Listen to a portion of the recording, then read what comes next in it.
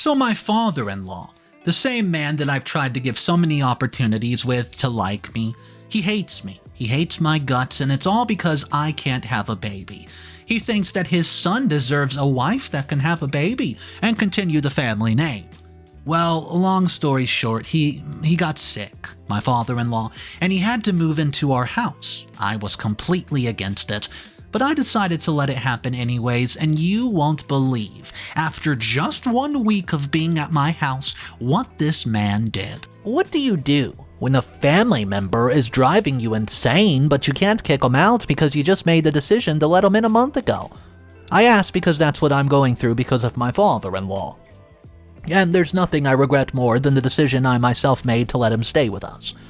I exactly know what everybody is thinking at this moment. If whatever he does makes me so mad, then why did I let him move in the first place? Well, 2 things. 1, I'll explain in full detail later on. And 2, I got tricked and emotionally manipulated into doing it. Well, anyways, I guess I should start by explaining everything in a bit of a detail. So, my name is Lucy, and before any of this happened, I was living happily with my husband, Ryan. Ryan and I have been married for a long time, almost 10 years now, and we're as happy as a long-term married couple can be. For anybody wondering, no, we don't have children, and no, that's not by choice. I really don't want to talk about this much, but I'll have to explain it to make you fully understand, so I'll make it quick. After a few years of marriage, we started trying for a kid, but it simply did not work. At first, we were told that the problem might be in the both of us, but we soon found out that I was incapable of having children. After having several failed attempts, we had no choice but to quit trying. I'm not going to elaborate on this, as I don't want to think about it, but just know that I cannot have children, and it's fully my fault and we don't have any. Both Ryan and I were devastated when we found out about it, and he did not blame me at all, but obviously I was hurt. Even though he didn't blame me, it was still my fault. And my father-in-law knows how I feel about this very well. I also tried to adopt, but my husband was so against it, and no matter how many times I tried to bring it up, I could not convince him at all. So at one point, I gave up since I had no other choice. Now let me tell you about my future in-laws, Martha and James. If I was writing this a few months ago, I would have riddled this section with hate and cursing, but now the situation has changed since my mother-in-law has passed away, and I would feel extremely bad if I just said bad stuff about them. But I want you to know that I never had a loving relationship with both my in-laws. So I will explain to you guys my relationship with them without being disrespectful. So right from the get-go, when I first met them, it was clear to me that they simply did not like me. I guess the first time it was because I was not working in good enough of a job, and Ryan was earning well. They probably saw me as some sort of gold digger, you know, a type person like that or something, but they made their dislike of me known. They would openly tell me that I was simply not good enough for their boy, and I never really said anything back. That's because I wanted to show them that I was not only good enough for him, I was a better choice than what they have ever imagined. Throughout our entire relationship, my in-laws' dislike towards me, it grew. It did not change even when I got a good job and started earning well. By the time he proposed, they were fully against the wedding, but in the end, I had to agree, as we did not give up. After we got married, their dislike towards me decreased a bit, but it did not change much. I'd always imagined that they would grow to love me someday, but even after several years, they kind of remained the same. Also, I want to make something crystal clear. I love my husband, but he never supported me when it came to my in-laws. Whenever they would insult me, he would just stay silent and apologize later. I obviously was not happy with this, but he was raised in a way so that he could never tell them no or raise his voice against them, even if they were wrong. The only time that he ever did this was to tell them that he was not going to leave me, and that he was going to marry me, knowing that they did not want it. I guess I was so impressed with this that I forgave him every time. I got us a house after marriage and we moved in together because I sure as hell was not moving in with the in-laws. At some point I got used to it, and the drive I felt to get them to love me slowly faded away. So you can fully say that I did not have a good relationship with my in-laws. In fact, I kind of started disliking them too. I mean, can you blame me? I did everything I could to get them to like me, but nothing stuck. They hated me. I think you guys have already figured out how my in-laws felt after they found out that I was the one reason that they were not getting grandbabies. It's safe to say that whatever little affection they felt was completely gone at that point. They genuinely started believing that I was the devil sent to destroy their family. They tried their best to separate us, but it did not work. And that's what was normal in my life until 3 months ago. I don't mean that they were always on my neck or anything like that, but they definitely wanted me out of their son's life. But 3 months ago, something happened that absolutely changed everything. Suddenly, mother-in-law passed away in an accident. Nobody could believe it. I did not know what to do because both my parents passed away when I was young. And I had never gone through something like this. It was really tough seeing what Ryan was going through. So I didn't even want to see my father-in-law. That's because he loved his wife and he was completely broken by what happened. Ryan was in no shape or form to help his father, so I had to do it myself. I checked in on my father-in-law regularly and made sure to visit him as much as I could. I invited him to dinners and tried my best to raise his mood. I understand that you cannot really let go of the fact that you lost your life partner in such a short amount of time, but I still wanted to try. 2 months in, he became much better, and we actually started to form a good relationship. For the first time in my life, he felt like a really good friend to me instead of somebody who was just there to make me feel bad. Before, I used to rarely visit them, but after mother-in-law's death, I genuinely got close to my father-in-law, and his attitude towards me changed. He became much kinder, much more apologetic for everything that he's done. I guess the pain of losing his wife changed him drastically, but then he did something surprising. Almost a month ago, he tells Ryan that he wanted to move in with us as he was tired of living alone. He told him that he did not have the courage to even ask me because everything that he had done. So obviously Ryan was happy letting him live with us. But I did not agree immediately. I asked him to give me a few days as I did not want to rush this decision. I was scared of him turning into his older self as I knew I could not take it inside my own house. I also knew that my husband would be completely useless when it came to defending me or doing anything. So I seriously gave it a thought and came to the conclusion that I could not reject him. I genuinely felt bad about what he was going through, and he had shown that he was capable of changing his attitude towards me. So I decided to trust in him and agreed to let him inside our home. My husband asked me to seriously think about it, and I said I'm sure. Then my father-in-law moved in happily and thanked me for letting him stay with us. I mean, for a week, he was actually a little bit happier than I had previously seen him. And this told me that staying with us was doing him good. But then he slowly started turning into the person he was before. Honestly, it could be argued that he's getting worse than ever before, so he did a complete 180 and started slowly criticizing me no matter what I did. At first I would let it go, but now he's going way too far. For the past 2 weeks, he has been slowly hinting that it would be better if I quit my job and stayed as a housewife permanently. Once he even said that he could not imagine how bad Ryan felt to not have kids, and perhaps doing this will make him happy. He's making me feel really bad about myself in my own darn home. He has not openly said anything, but he just keeps hinting that I'm wasting my life by working. Ryan earns more than me, so we would be fine without my salary on top of it. But that doesn't mean that I should become a housewife.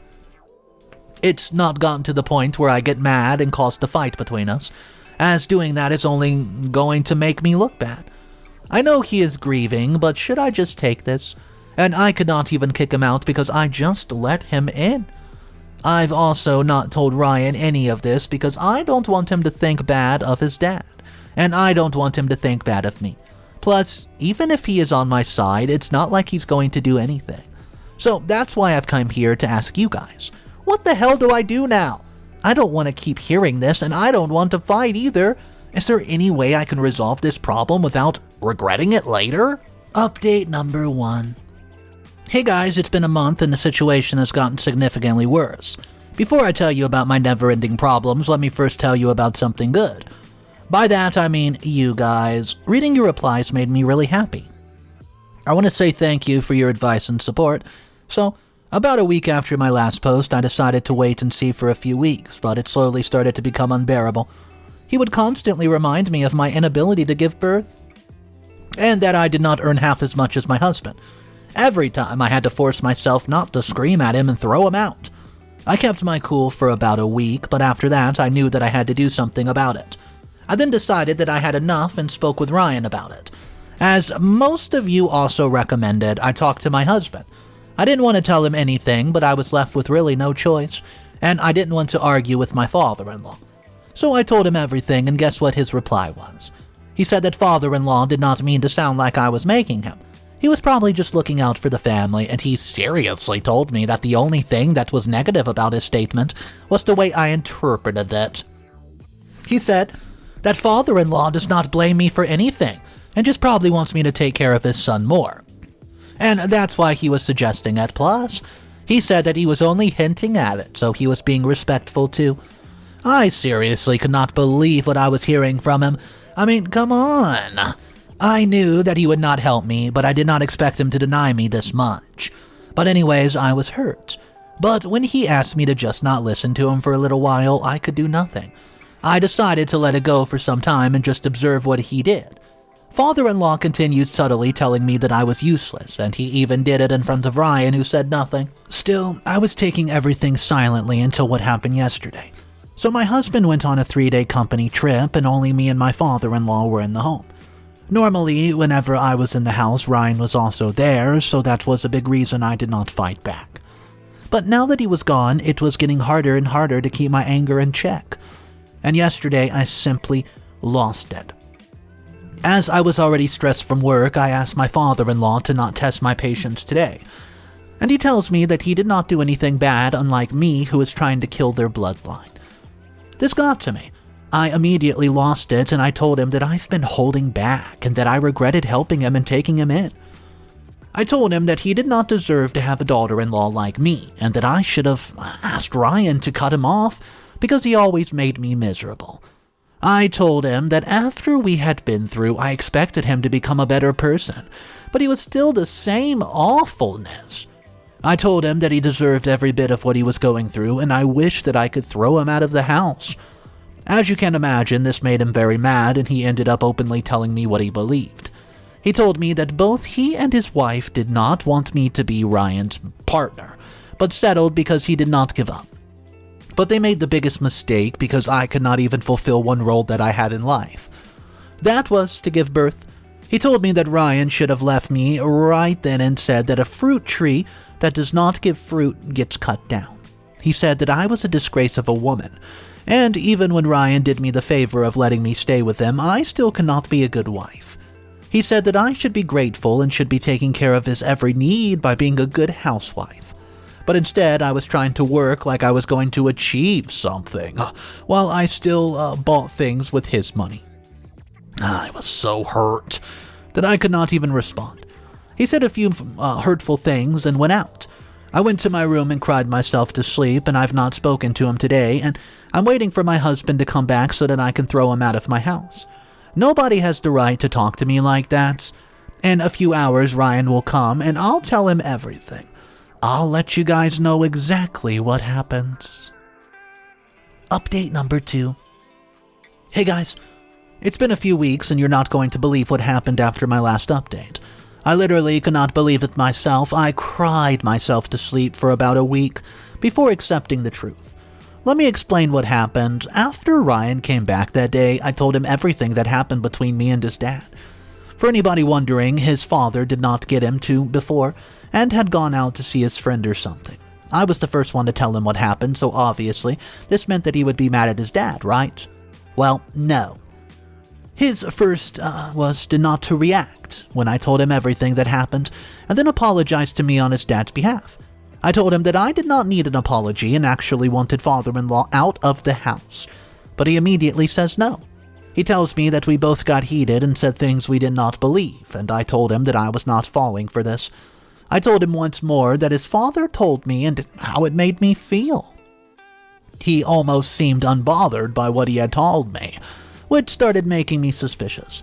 So I asked him what he truly thought about this, and I could see him considering it. So I told him to spill what he was secretly thinking.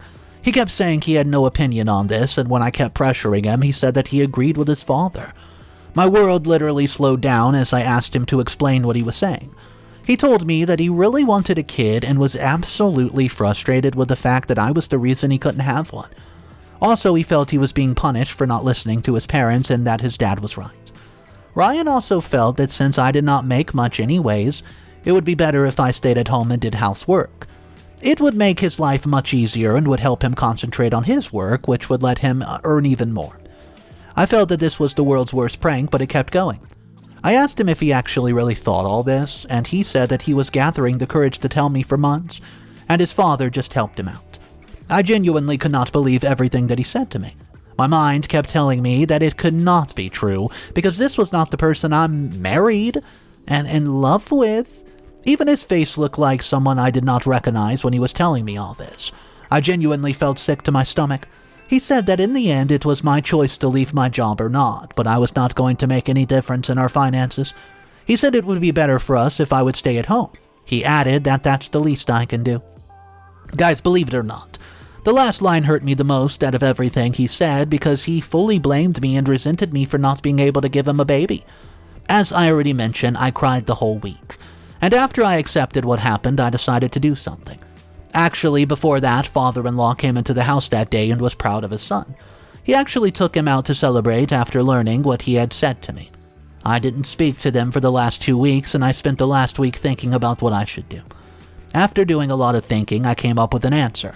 My father-in-law and husband are right, and I plan on quitting my job and becoming a full-time housewife. Well, I plan on making them believe that I'm going to do that.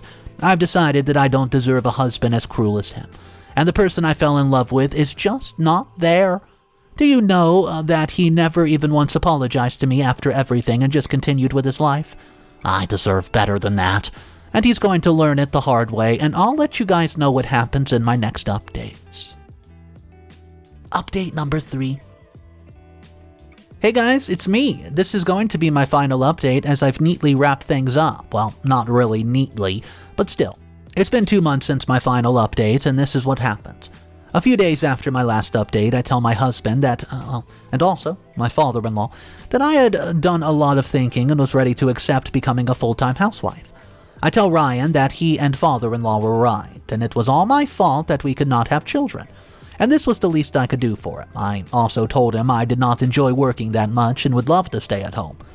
Both of them were absolutely delighted to hear the news, and we actually celebrated that day. Well, they were celebrating my becoming a housewife while I was celebrating the start of my plan. I told both of them that it was going to take me a little bit of time to quit, and they happily agreed. I then planned on taking a few weeks leave, saying I had an emergency back home from work, and I told my husband that from the next week I would finally be a full housewife and asked him to do something for me. I told him I felt bad that I screamed at my father-in-law and told him terrible things, so I wanted him to take him on a trip. A day after I quit. Of course, I was funding the whole thing with my money. I wanted them to see me quit and stay at home for a full day and leave the next day knowing that both of them got what they wanted. Ryan thought that this was a great idea and he told father-in-law, who happily agreed. It was a 4-day trip to his favorite city, and they were overjoyed.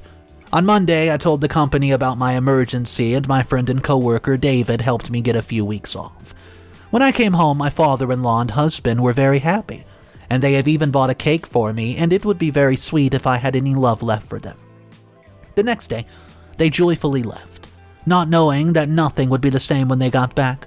I spent the next day moving everything that was mine from the house and threw all of their stuff out. Then I emptied all of our savings, mine and Ryan's combined, where I had put my entire salary for years. This is the same salary he said was not important at all. Then I left and moved into an apartment so that he could not find me. But there was one more surprise left. I asked my friend David's cousin, Remy, to pretend that I sold him the house and left. Obviously, I could not sell it, but Remy says their reaction was hilarious. So, the day they were coming back, I stopped taking Ryan's calls, and he was mad. They made it at our home, only for Remy to open the door and ask him what the hell's going on. When Ryan refused to believe him, Remy showed him the passport and my signature on the fake papers. When he threatened to call the cops, they had to leave the place. Then Ryan noticed the missing money and started blasting my phone even more. I ignored both of their calls for a while and then picked up. He had called everywhere, but could not find me. He asked me where I was and apologized for everything. He said I could do whatever I wanted and just wanted me to come back and let them in our house. I told him I sold the house, and he got so mad but controlled it. He said he made a mistake, and even my father-in-law said that he made a huge mistake himself. Both of them begged me to come back, but I tell my husband that the only thing he was going to see from me was divorce papers, and that he deserved somebody who could bear his child and see to his needs. Not someone like me. After that, I simply block them and I have not made contact with them since. I have to see him when I divorce him, but that's a problem for a later time. It's been over a month and I'm very happy. A few months later, I'm planning on moving with my aunt who lives close by. Although, I'm a little sad that the relationship I invested in for so long burned like that. I'm still happy that I did not waste any more time. Things will always go wrong in life, the rest depends on how you handle it. I think that's an original, but don't quote me on that. Lastly, thank you for staying with me and supporting me. Hopefully things will get better with time.